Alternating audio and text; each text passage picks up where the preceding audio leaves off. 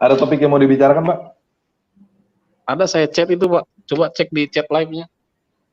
Ada di mana ya? Di chat live, chat. Penyelamatan orang, yang barusan kita ngomongin tadi.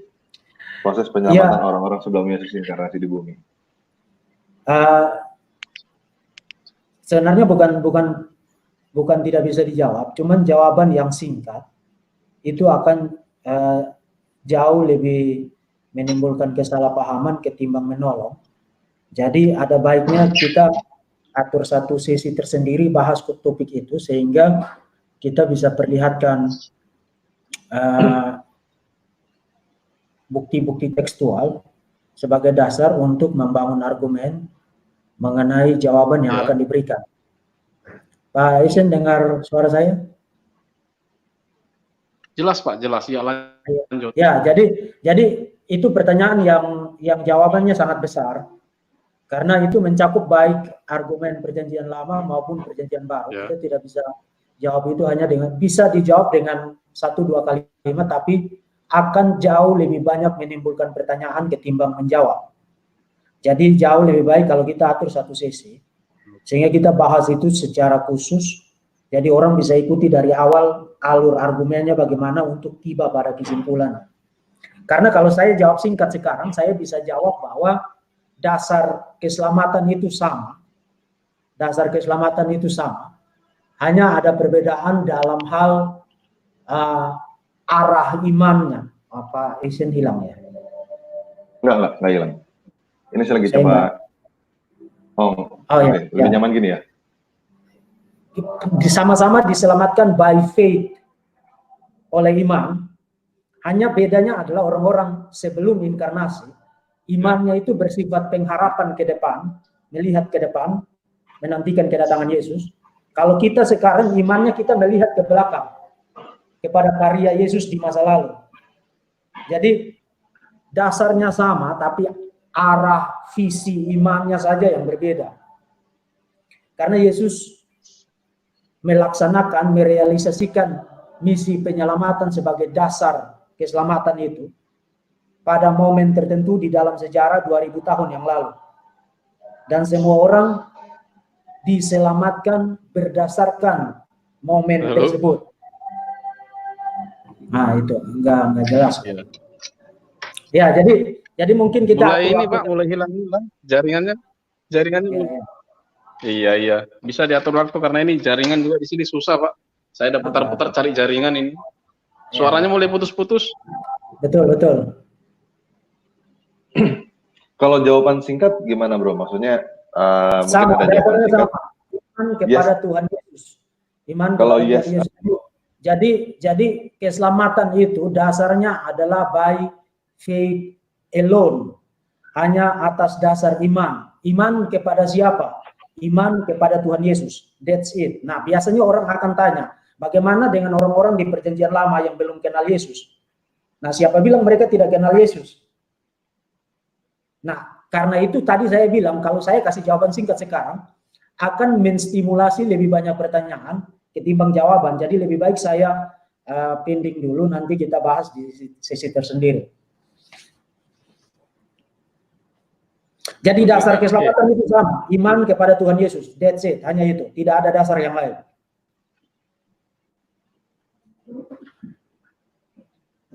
Bagaimana Pak Esen? Apa nanti ada kita pertanyaan bahas tersendiri aja Pak. Nanti mungkin Bro Verbum abis ini akan coba, mungkin bisa di channel sendiri kali ya Bro nanti ya.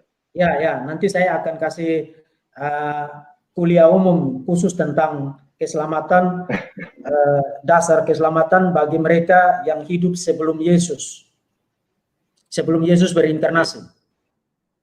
Iya, oke Pak. Ya, ditunggu Pak YouTube-nya Pak. Siap. Makasih Pak Esen. Makasih Pak Esen. Oke, sama-sama. Ini ada yang masuk, kita coba berempat dulu ya Pak Esen, benar ya? Saya mau tahu berempat bisa apa enggak? Ya. Hasilnya gimana? Shalom, halo. Salam. Halo Pak. Halo. Salam Pak Deki, Tuhan Yesus Halo memberkati. Pak, saya suka. Iya, selamat pagi. Saya Oke, suka ada. Nanti kita bisa berempat nih ya. Ya. Thank you udah join, Pak. Baik, Pak. Saya apresiasi sekali dengan ada yang mau Pak Ragi atas apa ya namanya istilah counter atau apologetnya sebagai seorang Kristen terhadap teman-teman saudara-saudara Muslim yang sudah mau mengubah-ubah Alkitab kita. Saya salut dengan Anda semua. Terima kasih, Pak. Halo? Oke, sama-sama Pak. Makasih, Pak. Saya hanya jelas sekali Pak suaranya, Pak. Bagus. Baik, saya hanya ingin berkomunikasi dengan Bapak Ragi dan Bapak Termopitatis yang saya sebagai panutan saya sebagai apologet Kristen terbaik. Ini saya ingin bertanya tentang keselamatan tadi. Tentang karya keselamatan. Nah, semua orang sudah tahu bahwa Tuhan Yesus itulah yang kita apa istilahnya, kita utamakan tujuan kita pada Tuhan Yesus itu adalah bahwa dia dengan dia menebus dosa kita di kayu salib itu adalah sudah suatu karya keselamatan yang sangat besar kita yang kita apresiasi pada semua orang. Nah, tapi gini Pak, saya masalahnya itu membahas tentang masalah apa istilahnya ya, masakah karya Yudas Iskariot itu yang katanya salah seorang apologet juga itu membahas tentang Yudas Iskariot yang jaga berjasa dalam hal bagaimana itu Pak? Bisa tolong dijelaskan Pak? Gimana? Wow, ini kayaknya Yudas Iskariot jadi heboh juga ya. Silakan Bung Verbum. Saya menolak untuk berkomentar mengenai hal itu. Bukan karena saya tidak bisa jawab, tapi pertama saya fokus pelayanan saya di YouTube adalah apologetika Islam. Jadi saya lebih baik memberi perhatian kepada serangan dari pihak Islam ketimbang yang sifatnya internal. Itu sebabnya kemarin memang Pak Rudi Yohanes memang agak ada senggol saya, tapi saya memilih untuk mengabaikan itu karena memang itu bukan fokus saya dalam pelayanan di YouTube. Baik, saya setuju banget. Ya. Untuk apologet itu adalah untuk membela iman Kristen, bukan untuk apa istilahnya menyerang sama iman. Baik Pak, itu aja dari saya Pak Ragi, Pak Bung Fretatis dan Bung Sinaga. Terima kasih, Tuhan Yesus memberkati. Salam. Terima kasih Pak, saya juga. Salam juga Pak. Oke, terima kasih Pak. Ini saya remove dulu ya, saya coba remove ya Pak. Sama Pak Esen juga. Makasih Pak Esen.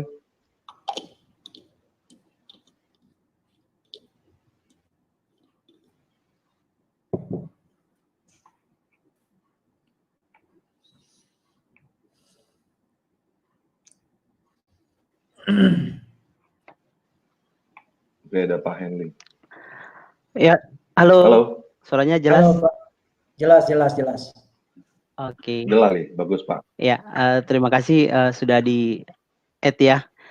Gini, saya hanya share aja ya Pak Deki sama Pak Tanpa Ragi ya.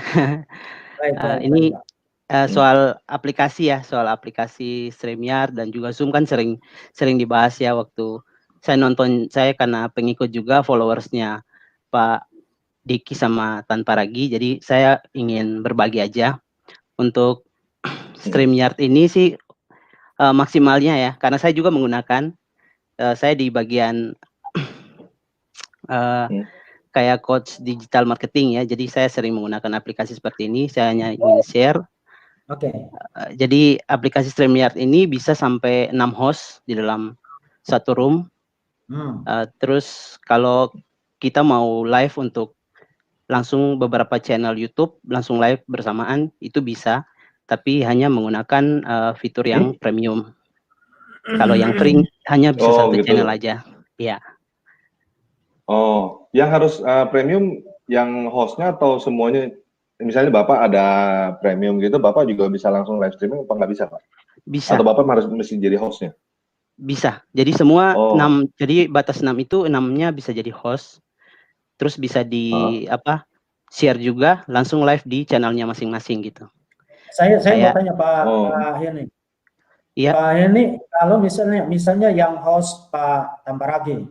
Nah, iya. Pak Tamparagi punya akun yang premium, tapi saya tidak punya yang premium. Iya. Apakah saya juga bisa langsung live? Bisa. Yang penting di setting di channelnya di akun StreamYard-nya Tamparagi. Jadi nanti di akunnya YouTube-nya Pak Verbum. Oh, begitu. Oh, berarti yang pertama kali mulai itu yang punya kuasa untuk kasih live streaming apa live streaming ke yang lain apa enggak gitu ya, Pak? Iya, yang punya akunnya, yang punya akun premiumnya. Oke. Tapi sepertinya ada sedikit kelemahan, dia antara suara kita dengan gambarnya itu lebih cepat suara kita daripada gambarnya. Itu sih kalau itu kadang di delay internet ya, kalau koneksinya kurang lancar, kurang bagus, kadang ada delay 1 detik gitu. Iya. Gitu. Nah, tapi itu sih nggak terlalu masalah sih. Seperti sekarang yang tadi saya ngomong baru kelihatan di screen yang saya ngomong tadi, padahal udah lewat hampir 1 menit ya. Iya Pak, biasa koneksi sih Pak, karena live kan. Iya. Mungkin itu aja sih Pak. Terima kasih untuk. Oke. Makasih Pak Henly. Iya, sama-sama. Pak Henly, halo. Ini ya. kalau misalnya keluar ini remove from stream doang atau mesti kick from studio? Remove aja Pak. Remove from stream aja ya. Oke. Ya. Ya, makasih Pak Henly. Ya.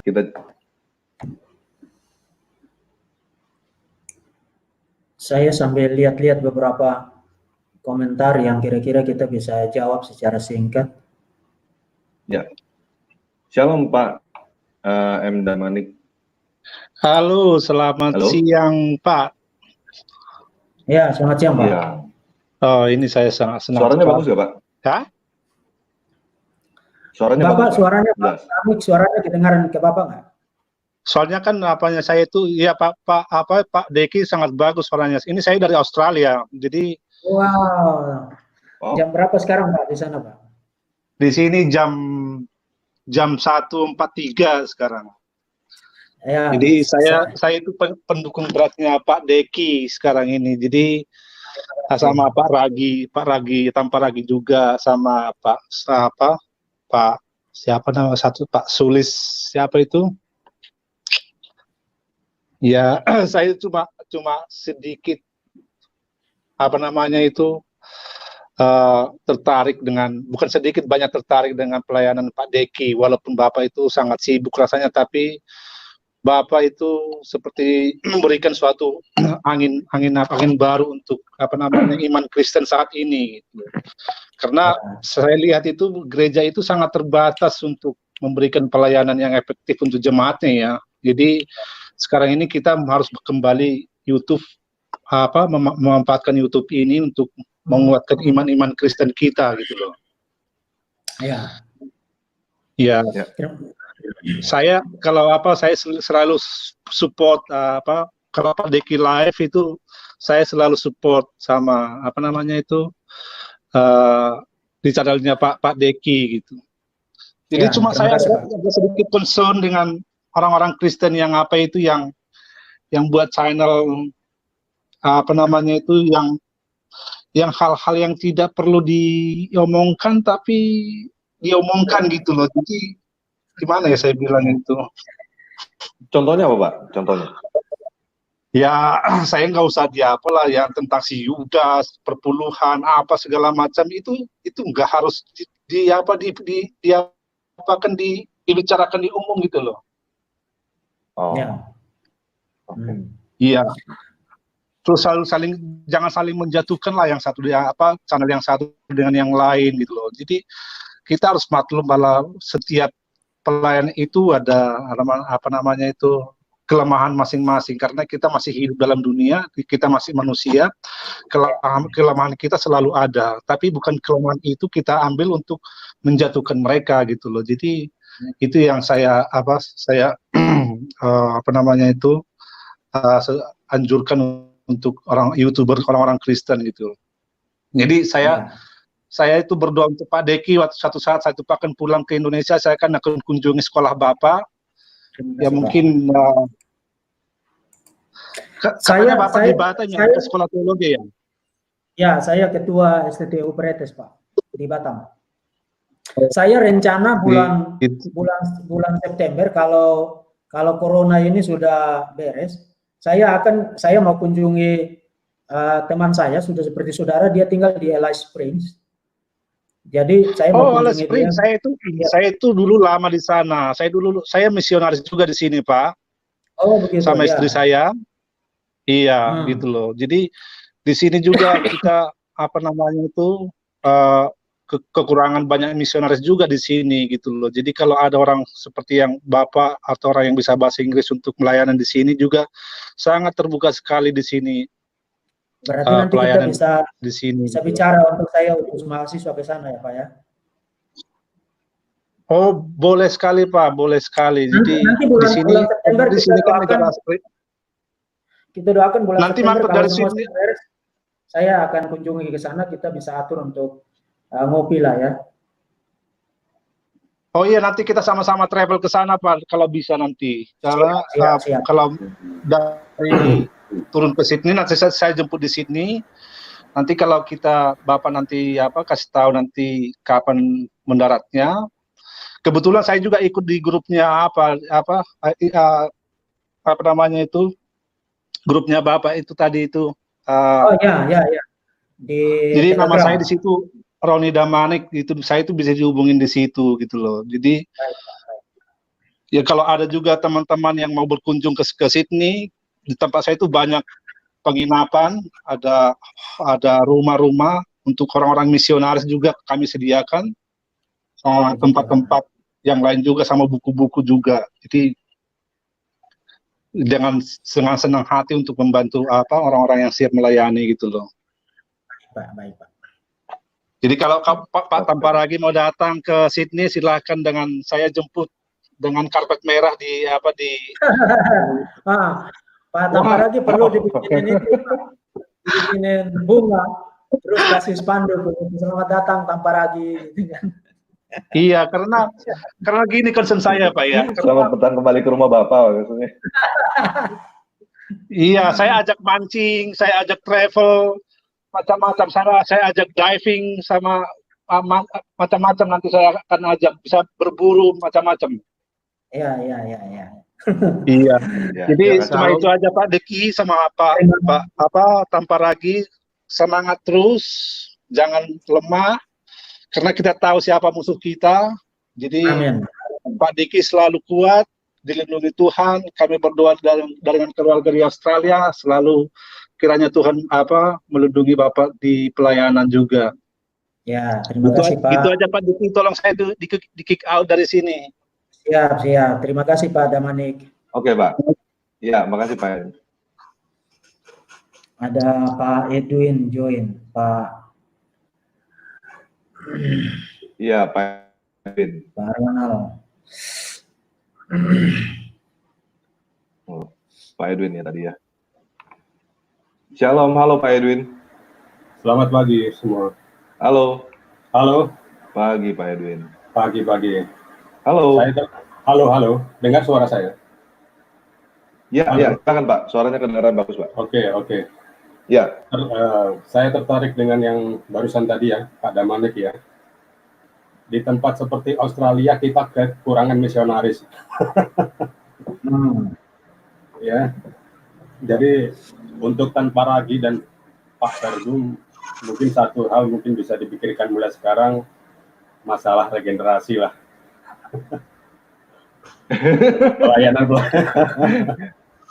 untuk YouTuber maupun ya, makanya itu untuk YouTuber maupun untuk bidang apologetik ya. Yes. Oke, ini aku ada pertanyaan. Kalau masalah itu kita udah bikin grup namanya Christuber. Kalau yang di WhatsApp itu kita cuman beberapa orang yang memangnya udah verifikasi. Kalau yang di Telegram itu kita open untuk semua orang yang mau belajar YouTube, mau jadi apologet YouTube, mau jadi misalnya mau jadi penginjil YouTube atau mau sudah ada bagaimana how to make YouTube-nya gitu. Untuk semua yang Kristen khusus itu ada di Telegram t.me/Christuber.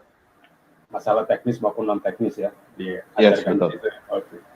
Oke, buat Bung Deki, ini aku ada pertanyaan di mana di chat link ini. Bisa dibaca? Oke, yang di mana ini? Oke. Dan saya belum lihat. Ya, silakan Pak Edwin. Di chatnya. Di private chat. Oke, saya cek dulu. Di private chat. Di StreamYard, bukan di YouTube. Oh ya, tentang konteks nubuat dalam perjanjian lama ya. Betul, betul. Konteks masa. Oke, jadi pertanyaannya ada saya bacakan supaya yang lain juga dengar ya. Pertanyaan dari Bung Edwin, saya ingin menanyakan konteks latar belakang situasi ketika nubuat-nubuat tentang Mesias disampaikan dalam perjanjian lama. Apakah nubuat-nubuat itu disampaikan ketika bangsa Israel sedang dalam kondisi kesesakan saja, misalnya masa pembuangan dan sejenisnya, atau ada ketika situasi Israel sedang jaya, tentram, sejahtera, nubuat tentang Mesias itu juga pernah diberitakan. Sebenarnya nubuat tentang Mesias itu bahkan sudah ada di dalam kitab Kejadian. Dimulai dari Kejadian pasal 3 ketika manusia jatuh ke dalam dosa. Kejadian pasal 3 ayat 15, ayat yang terkenal, itu yang disebut dengan istilah proto-evangelium atau janji Injil yang pertama. Janji mengenai kedatangan the seed of the woman, keturunan perempuan yang akan meremukkan kepala ular. Jadi itu janji itu sudah ada bahkan ketika manusia jatuh ke dalam dosa. Oh iya, iya.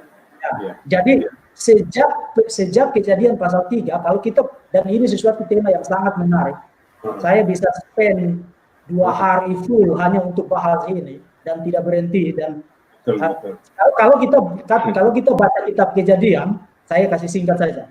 Kalau kita baca kitab Kejadian, sejak Kejadian pasal 3 ayat 15, narasi kitab Kejadian itu fokus kepada kelas pertentangan antara 2 keturunan. Misalnya after Kejadian pasal 3, pertentangan antara Habel dan Kain. Kemudian sampai dengan Kejadian pasal 6, pertentangan antara Nuh dan orang-orang di sekitarnya. Lalu masuk di dalam Kejadian pasal 11, pasal 12, Tuhan mulai fokus mengulangi lagi janji itu. Janji mengenai keturunan yang akan lahir dari Abraham. Nah, di dalam pengulangan janji itu, Tuhan memperluas janji itu dengan mencakup 3 hal. Janji mengenai keturunan, keturunanmu akan menjadi sangat banyak seperti pasir di laut dan bintang di langit. Kemudian blessing for the nations, berkat bagi bangsa-bangsa melalui keturunan Abraham, dan janji mengenai tanah, land. Ya, dan sejak itu, sejak itu perjanjian lama fokus untuk bicara tentang tema-tema itu. Jadi kalau kita membaca perjanjian lama mulai dari kitab Kejadian, membaca ke depan sampai dengan kitab Maleakhi, kita akan selalu ketemu tema-tema itu diulang-ulang terus, tapi diperluas dengan detail-detail yang makin lama makin jelas. Misalnya sampai dengan 2 Samuel pasal 7 ayat 14, Tuhan mulai memperjelas janji tentang anak itu siapa. Melalui janji kepada Daud, bahwa anak itu akan lahir dari keturunan Daud, dan anak itu kerajaannya, dinastinya itu kekal. Nah, memang tidak dikatakan di situ bahwa anak itu adalah Tuhan, tapi kan logiknya begini. Kalau janji bahwa anak itu kerajaannya kekal, maka hanya ada dua, hanya ada satu kemungkinan. Anak itu haruslah anak yang kekal. Tanpa awal, tanpa akhir. Ya, karena dia tidak mungkin punya kerajaan yang kekal kalau dia sendiri tidak kekal. Dan itu diperjelas lagi ketika Yesaya muncul dan menubuatkan mengenai kelahiran anak dari keturunan Daud.